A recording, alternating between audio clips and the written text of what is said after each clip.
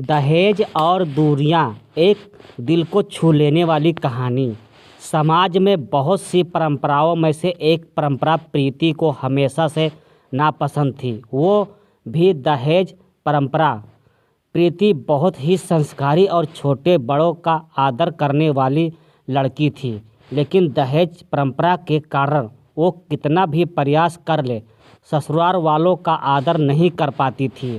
प्रीति एक सीधी साधी लड़की थी, डीसी डरपोक खबराई स्वभाव की थी, आजकल की लड़कियों से बिल्कुल अलग थी।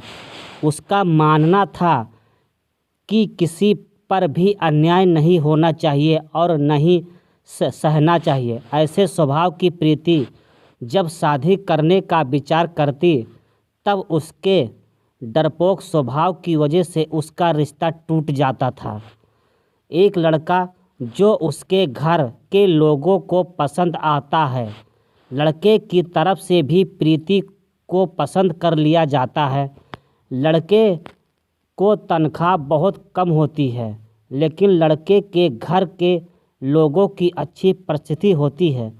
पर वो लड़का के माता पिता प्रीति के पिता से कहते हैं कि हमें घर लेने के लिए आधे पैसे आपको देने होंगे और आधे हम देते हैं। शादी के दोनों तरफ का खर्चा भी आपको करना होगा। ऐसी शर्त रखकर शादी पक्की करते हैं।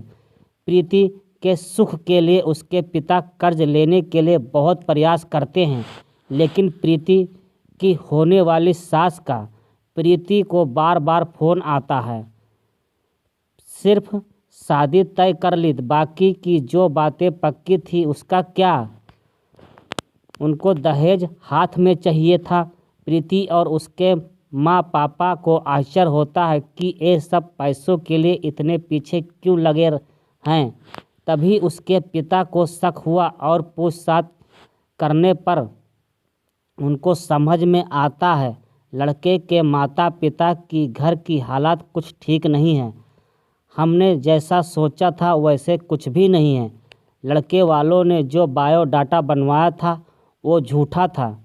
लड़के को तनख्वाह है ही नहीं। लड़के के पिता जैसे तैसे काम करके घर का खर्चा चलाते हैं।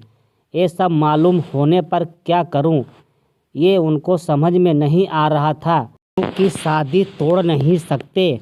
सगाई हो चुकी थी और अब शादी तोड़ी तो समाज में बदनामी होगी और फिर से लड़की की शादी नहीं होगी का विचार मन में निकाल दिया और उसमें सकारात्मक बाजू देखकर जैसे लड़का होशियार है तो वह ज़िंदगी में भाग दौड़ करके ज़िंदगी में अच्छी नौकरी पा ही लेगा और लड़की को सुखी रखेगा।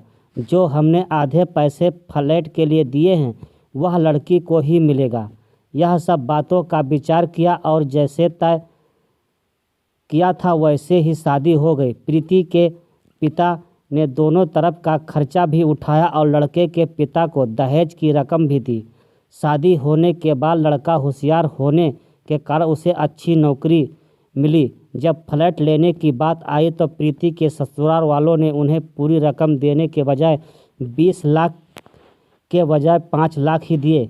खुद के पैसे से तो दूर उसके पिता ने दिए हुए पूरे पैसे भी उन्हें नहीं दिए और घर आने तक प्रीति के पिताजी ने दिए हुए पैसों का ब्याज भी खुद पास रखा।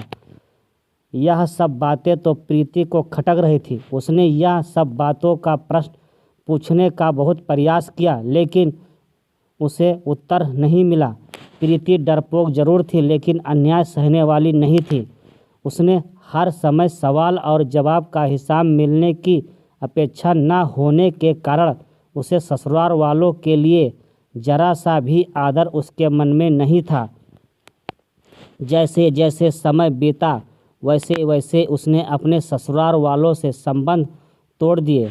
वह घर आते तब वो उनसे अच्छे से बर्ताव करती, लेकिन कभी भी मन से उसका कुछ भी काम नहीं करती थी। और वह जब गांव में रहते थे तब कुछ भी होता था तो वह पूछना तक जरूर नहीं समझती थी। पर उसके ससुराल वालों को इसका कोई फर्क नहीं पड़ता था।